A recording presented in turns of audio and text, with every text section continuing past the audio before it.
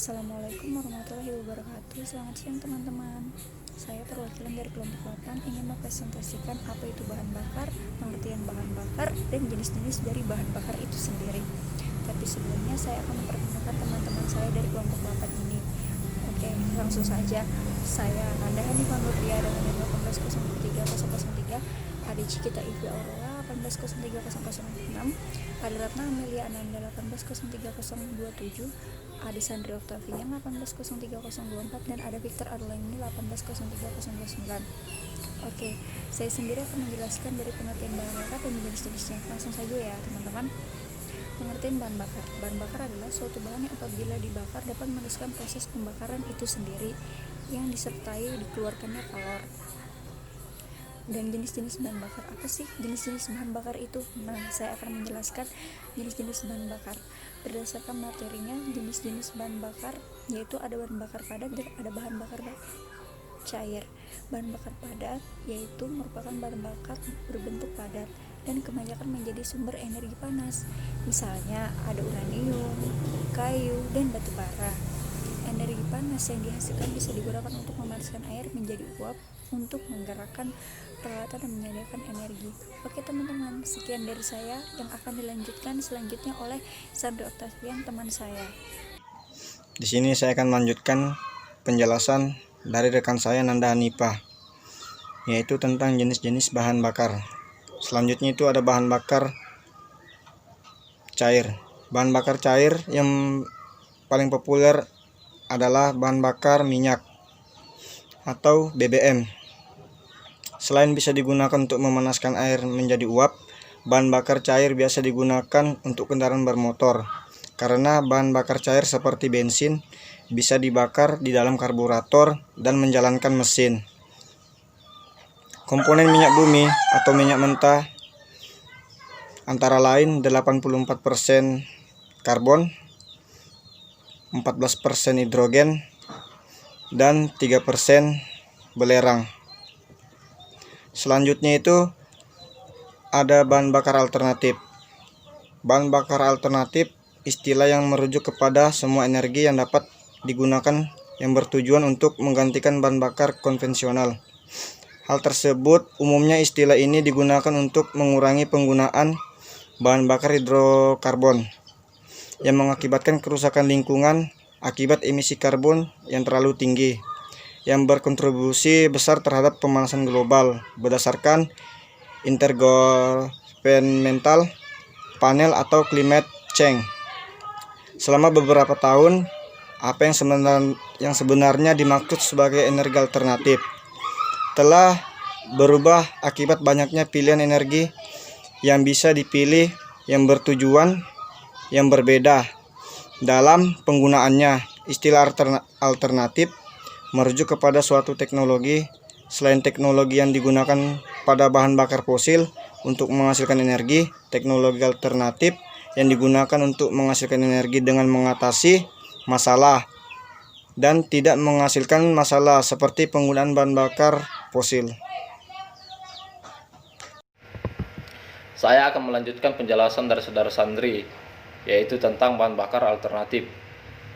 Ada 8 bahan bakar alternatif yang paling potensial. Beberapa darinya sudah banyak digunakan dan lainnya masih berupa bahan bakar eksperimental atau belum tersedia secara luas. Semuanya memiliki potensi yang tinggi sebagai bahan bakar alternatif murni atau campuran untuk bensin dan diesel. 1. Etanol. Sebagai bahan bakar alternatif, etanol adalah bahan bakar alternatif berbasis alkohol yang dibuat dengan cara fermentasi dan penyulingan dari tanah seperti jagung atau gandum. Etanol dapat dicampur dengan bensin, meningkatkan kadar oktan bahan bakar dan meningkatkan kualitas emisi. 2. Gas alam. Sebagai bahan bakar alternatif, gas alam merupakan bahan bakar alternatif yang bersih dan sudah tersedia bagi banyak orang di banyak negara melalui berbagai fasilitas penyediaan gas alam untuk di rumah dan bisnis. Ketika digunakan pada kendaraan bertenaga, gas, mobil, atau truk yang dirancang khusus gas alam menghasilkan jauh lebih sedikit emisi berbahaya daripada bensin atau diesel. 3. Listrik. Sebagai bahan bakar alternatif, listrik dapat digunakan sebagai bahan bakar alternatif, seperti menggunakan baterai kendaraan listrik, mendapatkan sumber tenaga dari baterai yang diisi ulang, menggunakan sumber listrik standar. Bahan bakar ini menghasilkan tenaga tanpa ada pembakaran ataupun polusi. Namun sebagian dari sumber tenaga ini masih tercipta dari batu bara dan meninggalkan gas karbon. 4. Hidrogen. Sebagai bahan bakar alternatif, hidrogen dapat dicampur dengan gas alam untuk membuat bahan bakar alternatif untuk kendaraan. Hidrogen juga digunakan pada kendaraan yang menggunakan listrik sebagai bahan bakarnya. Walaupun begitu, harga untuk penggunaan hidrogen masih relatif mahal. 5. Propana. Sebagai bahan bakar alternatif, propana yang juga disebut sebagai bahan bakar gas cair atau LPG adalah produk sampingan dari pengolahan gas alam penyulingan minyak mentah.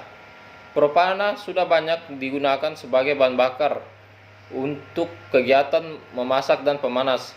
Propana juga merupakan bahan bakar alternatif yang populer bagi kendaraan. Propana menghasilkan emisi yang lebih sedikit dibanding bensin dan sudah tersedia infrastruktur yang sangat maju untuk transportasi, penyimpanan, dan distribusi propana.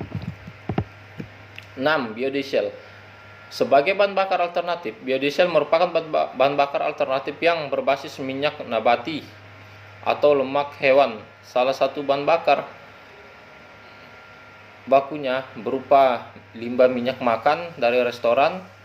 Mesin kendaraan dapat dikonversi untuk dapat membakar biodiesel dalam bentuk murni, dan biodiesel juga dapat dicampur dengan diesel konvensional untuk digunakan pada mesin yang tidak dimodifikasi.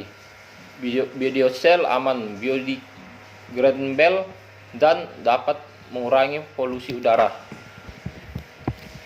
7. Metanol. Sebagai bahan bakar alternatif, metanol juga dikenal sebagai alkohol kayu, dapat digunakan sebagai bahan bakar alternatif pada kendaraan yang didesain berbahan bakar M85. Campuran 85% metanol dan 15% bensin. Tapi saat ini perusahaan mobil sudah banyak yang tidak lagi memproduksi kendaraan berbahan bakar metanol. Namun metanol bisa menjadi bahan bakar alternatif yang potensi di masa depan. 8. P-series sebagai bahan bakar alternatif. P-series merupakan perpaduan bahan bakar etanol, gas alam cair. P-series merupakan bahan bakar yang bersih dan beroktan tinggi. Penggunaannya pun sangat mudah jika ingin dicampurkan tanpa ada proses dengan teknologi lain. Akan tetapi hingga sekarang belum ada produsen kendaraan yang menciptakan kendaraan dengan bahan bakar fleksibel. Sekian dari saya, dan slide selanjutnya akan dibakarnya. Walaupun begitu, harga untuk penggunaan hidrogen masih relatif mahal.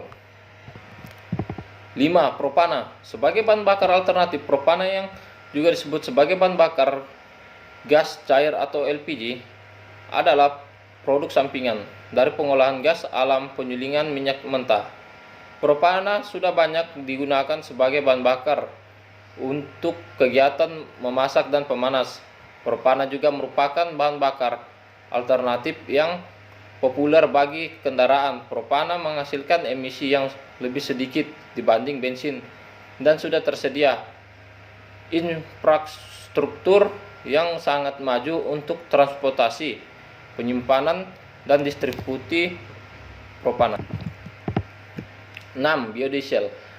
Sebagai bahan bakar alternatif, biodiesel merupakan bahan bakar alternatif yang berbasis minyak nabati atau lemak hewan. Salah satu bahan bakar bakunya berupa limbah minyak makan dari restoran. Mesin kendaraan dapat dikonversi untuk dapat membakar biodiesel dalam bentuk murni, dan biodiesel juga dapat dicampur dengan diesel konvensional untuk digunakan pada mesin yang tidak dimodifikasi, biodiesel aman, biodegradable, dan dapat mengurangi polusi udara. 7. Metanol. Sebagai bahan bakar alternatif, metanol juga dikenal sebagai alkohol kayu. Dapat digunakan sebagai bahan bakar alternatif pada kendaraan yang didesain berbahan bakar M85. Campuran 85% metanol dan 15% bensin. Tapi saat ini perusahaan mobil sudah banyak yang tidak lagi memproduksi kendaraan berbahan bakar metanol. Namun metanol bisa menjadi bahan bakar alternatif yang potensi di masa depan. 8. P-series sebagai bahan bakar alternatif.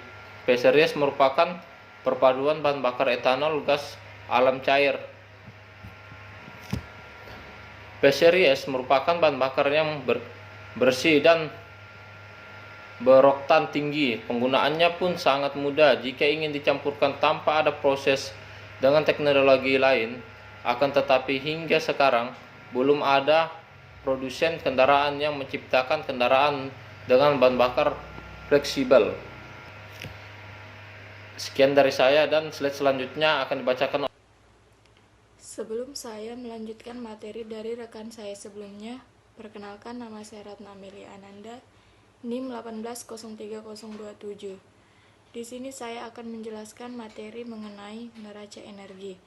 Neraca energi adalah cabang ilmu yang mempelajari kesetimbangan energi dalam sebuah sistem. Neraca energi ini dibuat berdasarkan bunyi hukum termodinamika. Hukum ini menyatakan bahwa kekekalan energi itu tidak dapat dimusnahkan atau tidak dapat dibuat, tetapi hanya dapat diubah bentuknya. Neraca energi memiliki persamaan energi masuk sama dengan energi keluar plus energi akumulasi. Di dalam neraca energi terdapat 4 sistem. Yang pertama ada sistem terbuka. Sistem ini menerima masukan massa atau melepaskan massa keluar sistem, walaupun jumlah dan komposisi massa dalam sistem mungkin tidak mengalami perubahan. Yang kedua ada sistem tertutup. Sebuah sistem yang memungkinkan mengalami pemasukan atau pengeluaran energi yang dapat berupa panas, kerja, listrik, atau magnet. Yang ketiga ada sistem adiabatik. Sistem ini tidak mengalami pemasukan atau pengeluaran energi dalam bentuk panas. Yang terakhir ada sistem terisolir. Sistem yang tidak mengalami pemasukan atau pengeluaran massa dan energi dalam bentuk apapun. Sekian penjelasan dari saya. Untuk materi selanjutnya akan dilanjutkan oleh rekan saya, Cikita. Terima kasih. Saya akan melanjutkan presentasi dari Ratna Amelia, yaitu energi tersimpan dalam benda. Yang pertama, energi potensial, yaitu energi yang mempengaruhi benda karena posisi benda tersebut. Yang kedua, energi kinetik, yaitu energi yang dimiliki benda untuk berhubungan dengan gerak relatifnya terhadap benda atau bagian lain yang ikut menyusun sistem bersangkutan. Yang ketiga, energi dalam, yaitu energi yang dimiliki benda untuk mempertahankan struktur molekulnya. Selanjutnya, dimensi. Dimensi adalah parameter atau pengukuran yang dibutuhkan untuk mendefinisikan sifat-sifat suatu objek. Lanjut, mol. Mol adalah jumlah molekul, atom, elektron dalam suatu partikel. Lanjut, density dan tekanan. Density atau massa jenis ratio massa pada per unit volume, sedangkan tekanan adalah rasio antara gaya. Dan yang terakhir, specific gravity dan specific volume. Specific gravity adalah rasio dari dua densitas, sedangkan specific volume adalah kebalikannya. Sekian dari kelompok 8, apabila ada kata yang salah mohon dimaafkan. Sekian dari kami. Assalamualaikum warahmatullahi wabarakatuh.